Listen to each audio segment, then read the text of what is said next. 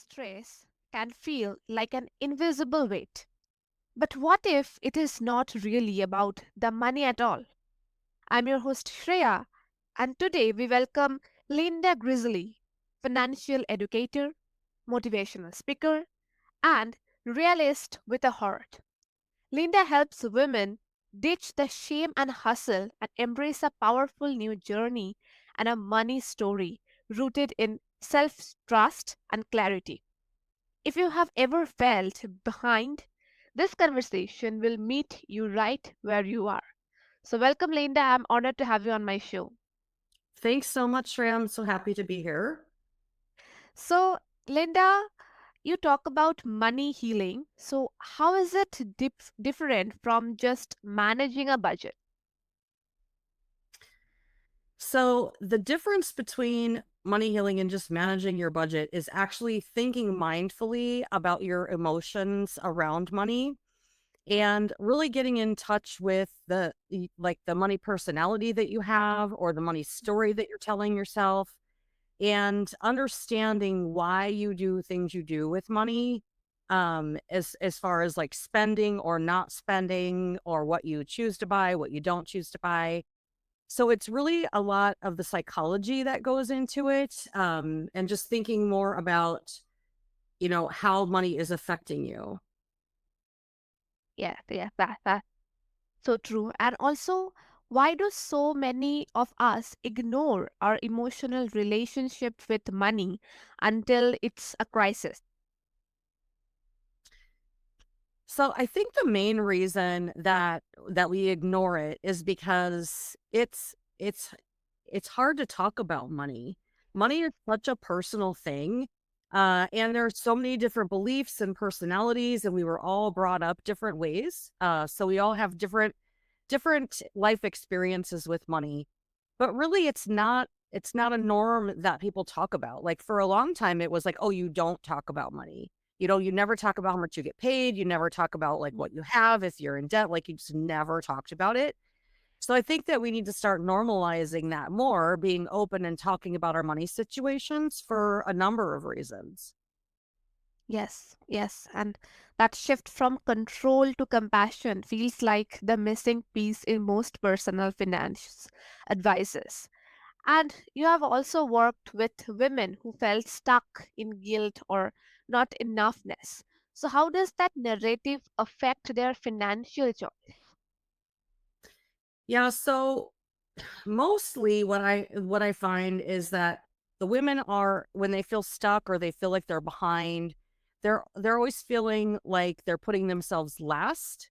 Or when they are spending money on themselves, they feel guilty about it. So it's or a combination of those two, right? They can go together too. So that's mostly what I see. And it's kind of like a scarcity mindset rather than abundance. Like you never know where the next dollar is going to come from. So you're always worried about saving. And that's why you feel guilty spending on yourself.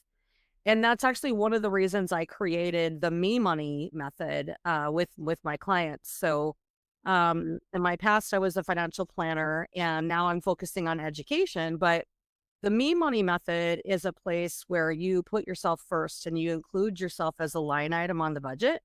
And that way you have permission to spend that money.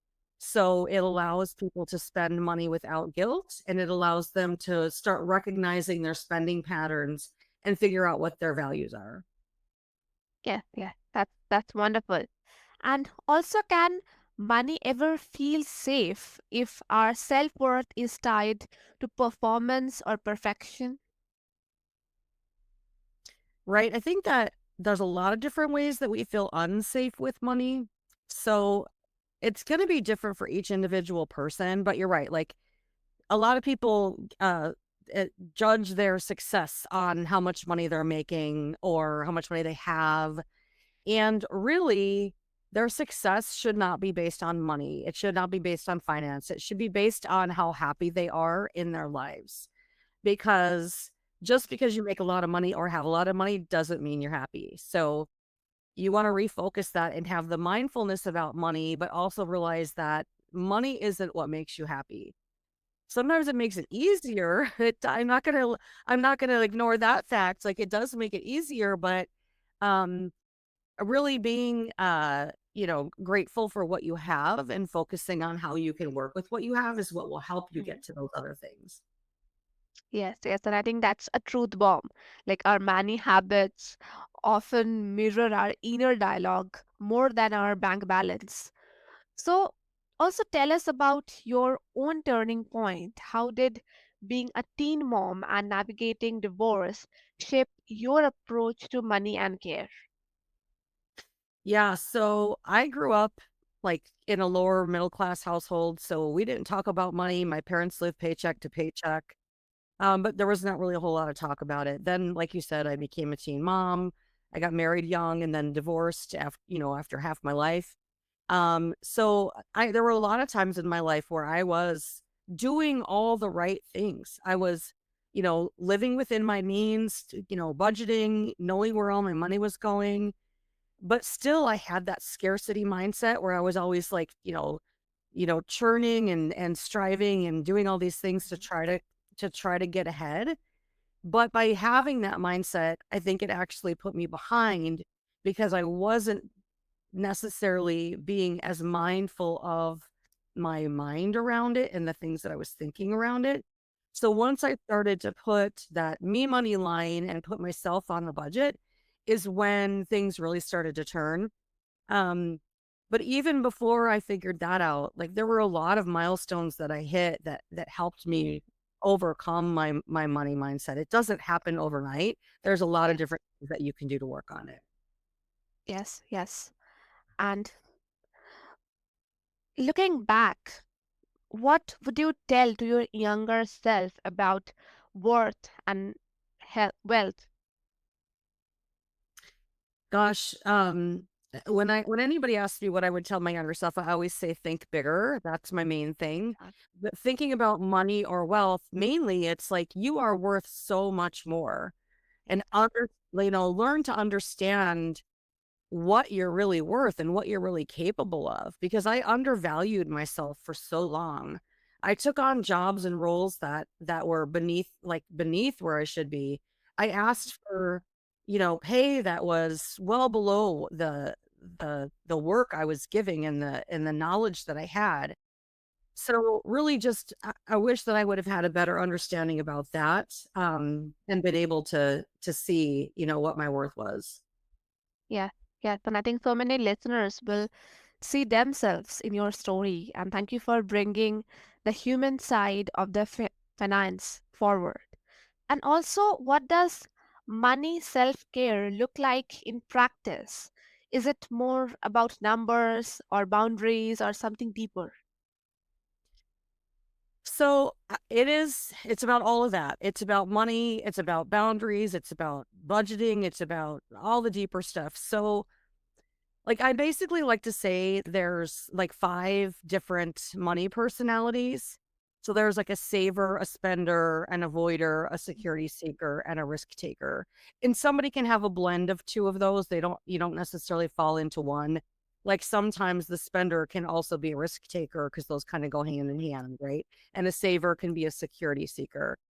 But understanding where you're at and what your money personality is, understanding yourself can help you to, understand when and recognize when you're leaning into that money personality and when you're doing the things maybe that you shouldn't be doing.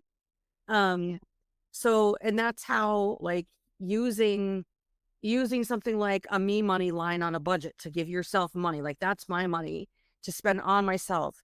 If you're a saver or a risk taker, if you're a saver or a security seeker, it gives you permission to spend money on yourself. And it gives you a way to create a plan that gives you flexibility without losing footing, right? And if you're a spender or a risk taker, then using that line item budget to bring mindfulness, not restriction necessarily, but to give yourself choices like, I'm choosing to spend money on this. And by doing that, I might be saying no to something else. But being okay with that. So you're not just doing all the things. And then like allowing yourself to take big, bold moves and be spontaneous, but also have clarity when you're doing that to know that when you do that, that you're going to be limited in the amount that you have to spend on those types of things. Yes, yes. Thank you for sharing so much knowledge. I think it's just beautiful. And also, what does money self-care look like in practice? Is it more about numbers? Oh, sorry, I asked this question. Sorry, that's my fault. So, how can someone start small if they feel overwhelmed or ashamed? Yeah, I would say the first thing they can do is get mindful of what they're spending on themselves. So I'm not saying, completely throw out the rest of the budget. I mean, you obviously need to know where all of your expenses are at some point, but if you're really just getting started, start recognizing what you're spending solely on yourself. So that means anything that is just for you that nobody else gets the benefit of, that's not like a necessity food and shelter and even clothing, like to some extent, right? Some of that might be frivolous, but start tracking it. Start understanding what you're spending, and then carve out that piece so that you can give yourself a line item to say, okay, I'm allowed to spend this. So then you can do it without the guilt, but also keep it at a number where you're not going to spend too much so that you're like, okay, I'm going to choose to spend money on this. And I know that I might have to give up something else if I do that. So just focusing on the mindfulness and understanding better what your personality is around money. Yes, yes, and that's incredibly freeing for starting with self-compassion instead of spreadsheet is a game changer. Yeah. And also, what is your hope for women who are just starting this journey, who failed behind but still want peace? I want them to know that they're not alone. There are so many women out there who are afraid to talk about this. They feel behind. They feel like they haven't saved enough or they're not where they should be. And it's okay. And just recognize where you are and start from where you're at. Everybody starts somewhere, and it doesn't matter if you're starting at age 25 or age 65. If you just get started, that's what counts. And I wanna be a resource to them to, walk alongside them without judgment and just help them get better with money. Yes, yes, that's a beautiful thing, and the way you explained it just makes it more beautiful. That's the redefinition of success, security, and self. That's really wonderful. And also, uh, how can professionals balance financial logic with emotional well-being? I think that's the key right there to balance them. And, it's really you have to look inside yourself and understand yourself and what your money mindset is, what your triggers are. Are you when you have a bad day, are you emotional shopping? Are you like, adding things to your Amazon cart? Are you, what are you doing to get that like that self-satisfaction and understanding that? And then also, making sure that you're taking care of yourself for now, but at the same time, taking care of your future self too. So figuring that balance out, how do you take care of me now and how do you take care of yourself in the future at the same time? Yes, yes. So let's just go to the money and healing part. So many of us carry subconscious money wounds.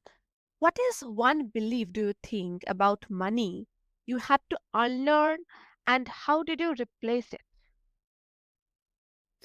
Yeah, so I think that biggest thing is first of all, it's like overcoming any other limiting belief, right? You have to recognize the belief and then, ask yourself, is this belief true? Like if you think that if you grew up in poverty and surrounded by poverty, sometimes the general vibe that you get from the people that you're with in your community are that money is evil and that people that have had money are bad or they've used it for bad things, and it kind of perpetuates that. So at some point you have to ask yourself if that is true, right? If that's your belief, is that true? And then understand that source of the belief, like where did it come from, right? So in this case, in this example, I'm talking about like it came from a community that you were in. Um, and then realize, like, you know what, that belief isn't true. Like, there are lots of people that have money that do a lot of good in this world, you know? They're helping a lot of underprivileged people, and they're putting it together foundations and helping and doing what they can. So at that point, you have to say, "You know what? I don't believe this anymore. I don't believe that money is the root of all evil and that all rich people are bad." And then you actually have to start, like, imagining being free from that belief and replacing it. So, by replacing it, you're saying, "You know what? Not all people with money are bad, and people can do really good things with money." So you start replacing the belief, and then you look for evidence of that. Like, look for that in your world. Find places where money is being used for good, and then really focus on that, because our minds go to what we focus on, right? Like, wherever our mind is focused is where we're going. So that's the steps for eliminating, like, any limiting belief, even those around us.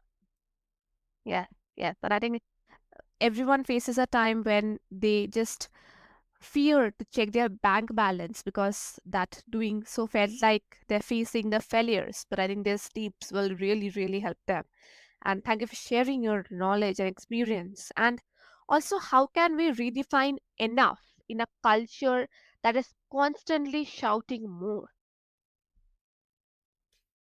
You know, that's a big thing. And that's all, again, in your mindset, right? And you have to figure out for yourself what's enough. And I'm telling everyone right now, you are enough. Whatever is good for you is good for you. Don't listen to anybody else. Figure out what's enough for you, and you're enough. And, I mean, keep being you and be your authentic self. And I'm a personal growth junkie, so, like, I'm always working on personal growth, and that's part of who I am. I know I'm enough how I am now, but I still want to keep growing because that's who I am. So I'm not saying, like, stop growing or stop doing anything. I'm just saying, like, know that who you are is who you are, and that's enough. Yes, yes, yes. And I think sometimes it's the biggest act to be bold is to heal from inside. And if you could pass just one money lesson to the next generation, what would it be? Take care of your money and take care of yourself, and they're not separate things. Yes, yes, that's. I think this is a very truth thing that we just often forget about it. And thank for sharing this. And also, what is one truth about money or self worth you wish everyone could internalize today?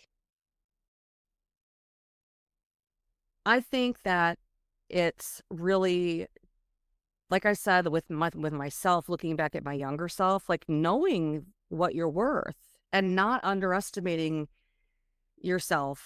You know what you're capable of. You know what you're worth, and putting those good vibes out into the world that are going to bring you that. Because if you focus on, like, not thinking that you're worth it or being afraid to be worth it, then that's what you're going to get. So, positive mindset and awareness and mindfulness around money. Yes, yes, that's wonderful. And sometimes it's just feel like if you take care of your finances, it's just feel like you're taking care of your younger self without any judgment. This is a very nice conversation with you, and I think after this, if my listeners want to connect with you, then what's the best way? Yeah, they can go to my website. It's lindagriz.com. So LINDAGRIZ.com. And then if they do /resources or just go to the resources page, there's some freebies on there. There's some downloads. And there's even a money personality quiz and a money confidence quiz if they want to learn more and figure out what their money personality or money confidence might be. And I think that's a great place to start too, in understanding, where do I start? Start with figuring out what your money personality or your money confidence is and know where you're at so that you can start thinking about it more. Yes, that's beautiful, and I will make sure to attach all the details and links below so that my listeners can find them easily and get in touch with you. And because you're a wonderful person, you have so much knowledge to share what you did here today, too. I think that will really help me and my listeners, and I think everyone, no matter what is their age, if they're young or old. Money is something that every age people face problem with. So this is a wonderful conversation with you, and thank you for sharing all this. This is so commendable. And to our listeners, Linda reminds us that true financial peace isn't about chasing number. It's about coming home to yourself. Money is not just a tool, it's a mirror. And when we stop surviving and start choosing, we rewrite the story from fear to freedom. So let's this story be your invitation to begin.